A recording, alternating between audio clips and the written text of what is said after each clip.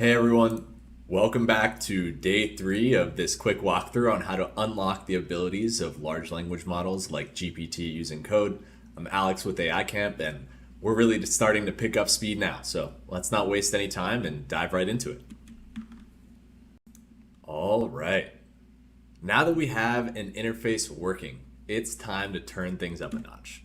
In this course, we'll build on the example we made in day 2 and learn how to use two of the most popular language models today, OpenAI's GPT-3 and Google's Flan T5.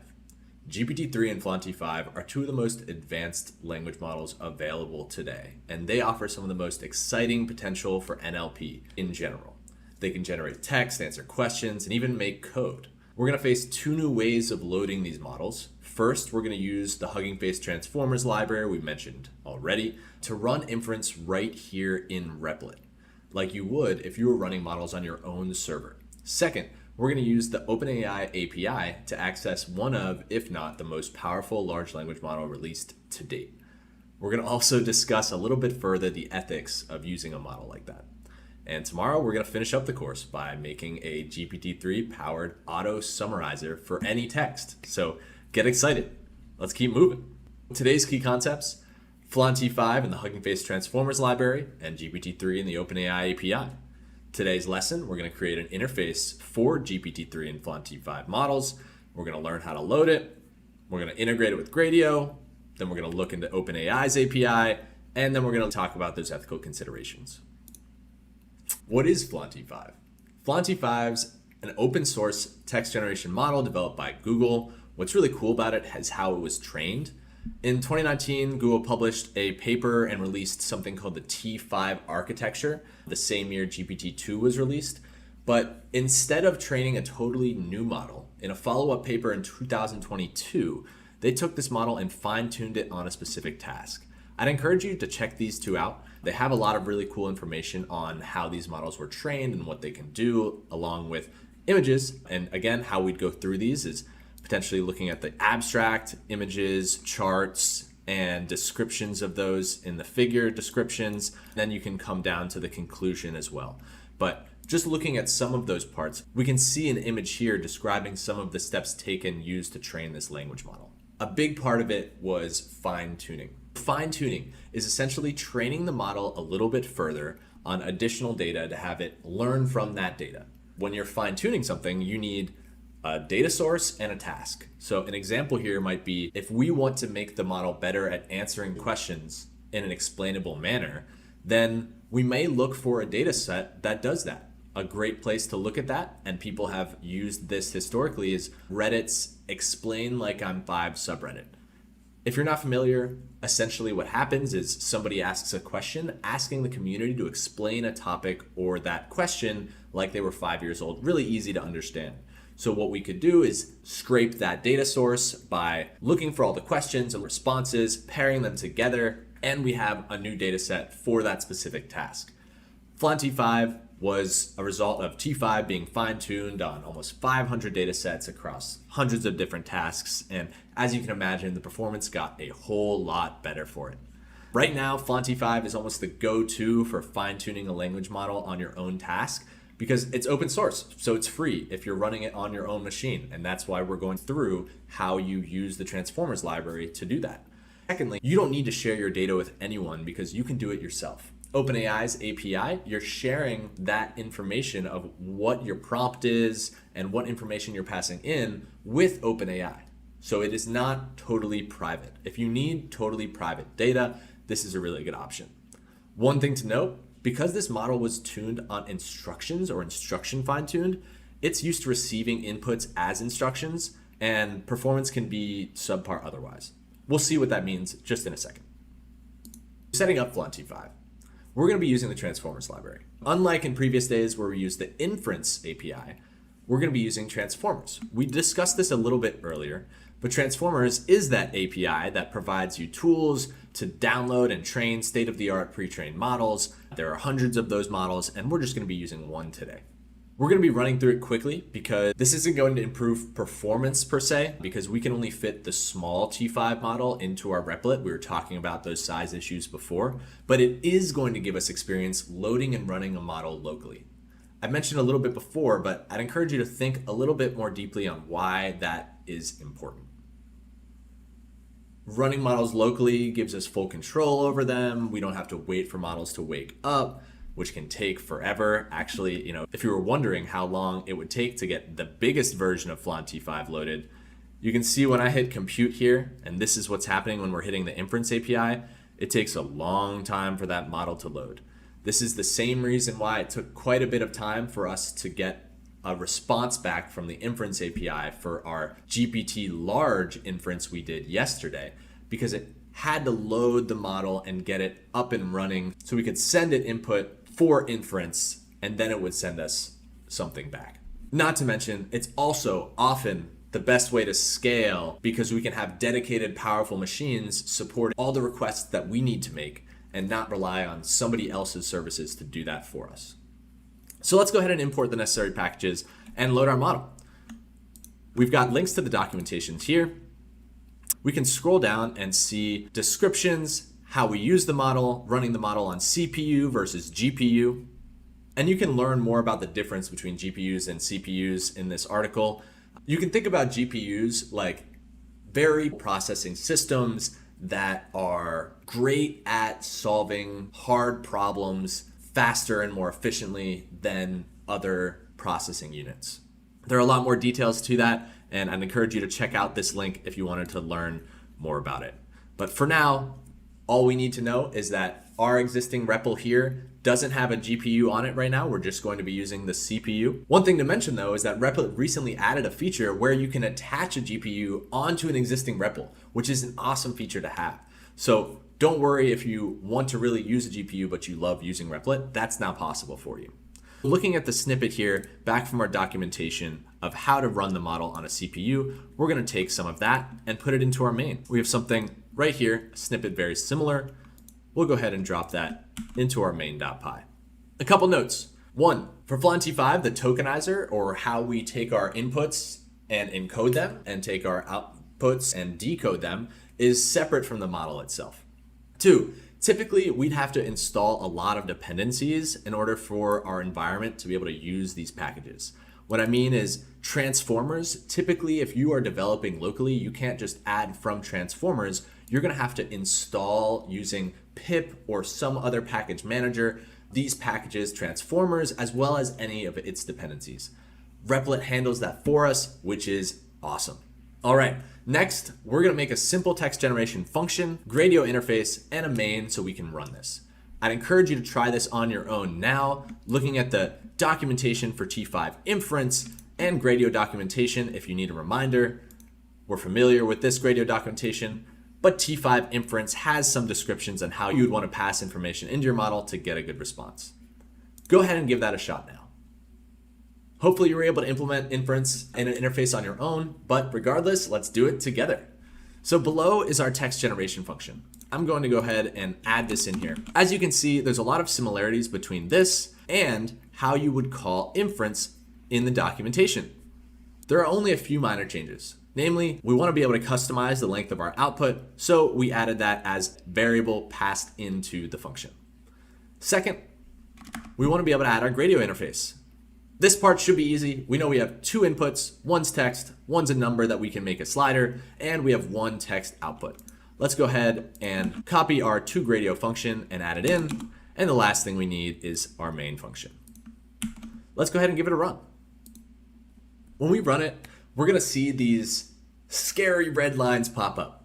Don't worry, these are just warnings. We can see that they're telling us to ignore the above error if we don't have a GPU set up our machine, and we don't. So don't worry about these. These are okay, and we'll see once we've done downloading that our system is set up. Here we can see that we've got our familiar input and output string. If we were to try something like the following, we can see that we've got our response.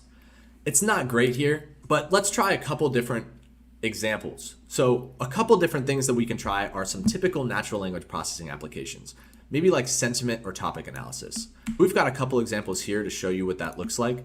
And as you can see, here we are using instructions because, again, Flan T5 was trained on instructions. So if we try something like label the following passage with the topic discussed, We don't need as much of a length here, but we can see that it's able to accurately label that. Maybe we talk about how Replit is a great place to learn how to code. And we can see our output has changed. Maybe the output isn't perfect. We'd rather it be Replit than code, but we can see it's understanding the problem. Let's try another one. A classic natural language processing problem is sentiment analysis. So not only can we give labels on negative or positive, but we can do something a little bit more complex here, labeling with a numerical label. And this is a little bit of prompt engineering here, forcing it to know that we're looking for a numerical sentiment label and it's expected to just drop that off next. So we can see if a kind of good experience, okay, maybe that shouldn't be a 5, but what if we change to kind of bad? All right, so we know it's a 3. What if it was terrible? Okay, 3, not perfect. It was okay. 4. All right, so we can see how this model is changing. It's not perfect, but we wouldn't expect it to be. This is the smallest version of this model, and it's just really useful if you need something similar on a very small machine. If you're using something like this for production, of course, we would try and use the largest possible model we could to have the best performance if that's what was needed. Moving on to GPT-3. What is GPT-3? GPT-3 is a large-scale language model developed by OpenAI. It's a successor to GPT-2, which was released in 2019 that we had some experience with. But when it was released in 2020, it was the largest language model ever released with 175 billion parameters. Since then, they've continued to improve it, actually. So they initially released their largest model called DaVinci 01, but they have improved that first by training it on instructions, like how Flan T5 was trained, and that made DaVinci 02. And most recently, they used something called reinforcement learning with human feedback, or RLHF, to create a third DaVinci model, and that's also what they used to create ChatGPT. They used the DaVinci 02 model plus RLHF to create ChatGPT. So cool. You can learn a little bit more about both of these strategies in these accompanying blog posts if you're interested. I'm not going to dive into those details right now, but one thing we will talk about are the ethics of using such a powerful tool. As you guys know, with great power comes great responsibility. So with these incredible capabilities, it's worth spending some more time discussing the ethical considerations. There's this editorial posted in Nature, which is a prestigious scientific journal that's published weekly for over 150 years, that calls out some interesting problems and things to note. One quote is, "A persistent problem with many experimental AI tools, like those based on large language models, is they have a lot of limitations that are not sufficiently understood, but that could lead intentionally or unintentionally to harmful applications. Those who contribute to AI development therefore need to engage more with ethical processes to ensure responsible publication and release of AI tools." So I'd encourage each of you to read this editorial or at least check out a few of the related links if you're not going to dive into the debate further if you plan on launching anything publicly. It's not too long and has a lot of links that you can jump off from to dive into it a little bit deeper. How do we access OpenAI's GPT-3? In order to do that, we're going to be using OpenAI's API. They have some great documentation, but the first thing that we're going to need to do is create an account. Here you can click sign up and create your account. You're going to have to create a new secret key. So similarly, once you've logged in, you should see an overview page like this, and you can go ahead and go to your API keys where you can create a new secret key. I'm going to delete this key right after this, so it's okay if you guys can see it, but do not share this key with anybody. The first thing that we're going to want to do is take this key and save it to Replit Secrets. We know how to do that already. We just come here, go to Secrets, save it as OpenAI API key as the key, and the value is the value that you just copied. I've done it before, as you can see right here, so I'm not going to do it right now, but you can go through and do that yourself. And once we have it working, we're going to want to import and save it just like so, which I'll go ahead and add to the top. We know that this is how we want to integrate it because in the documentation for authentication, it shows us in the Python example here that we're going to want to set OpenAI.API key to our environment variable. As I mentioned, do not share this API key with other people. This is a paid API. As a new user, you're going to receive some credits, but it's really important to be careful where you share your key and how often you make requests. Their pricing, I think, very reasonable. The amount of tokens that you can get from these language models, even using the most powerful for even a few cents, is a lot. That's one thing to note. The length for these models are not based on characters, but based on tokens. Each token is about 4 characters, or you can think of tokens as pieces of words. So you can get about 750 words for 2 cents from DaVinci. That's, I think, very reasonable, but something to keep in mind is all of the length of your input counts towards this token count. So the more input you pass in, the more expensive your call to this API is going to be. All right, implementing GPT-3 DaVinci O3, which is the best available model for us. There are many different models, and you can see what they do here. There's some specifically for code. There are different options for GPT-3 itself, and there are other feature-specific models like creating embeddings that we won't get into right now, but may be interesting for you. It's easier to get a sense of what these models are and the parameters on the playground. OpenAI's playground is a really great place where you can test out a whole bunch of different things, and you can see the different parameters that the model has here and mouse over them to see what they do. So in this case, temperature controls randomness, frequency penalty penalizes tokens based on their existing frequency so that the model is less likely to repeat the same lines. Penalty and other parameters we can modify, and we can see that we can change what models we want to access. Now is your chance to try swapping out our responses from Flan T5 with GPT-3's DaVinci in the interface. We're going to be using the completions endpoint, which you can look into here in the documentation, examples, and some explanations of some of the parameters you can pass in. Go ahead and give that a shot right now before going to the next page. Hopefully you were able to implement inference and an interface on your own, but regardless, let's do it together.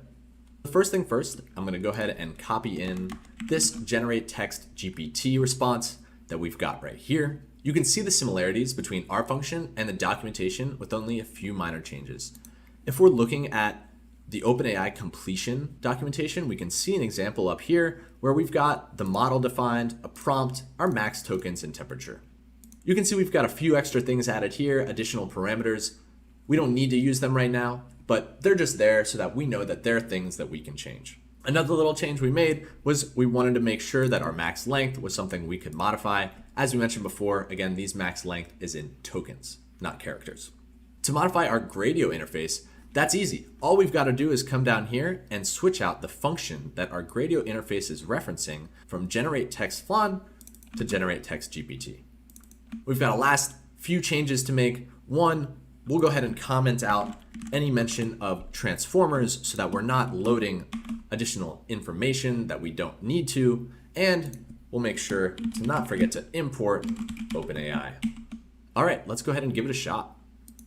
Awesome, now we've got the power GPT-3 in our hands.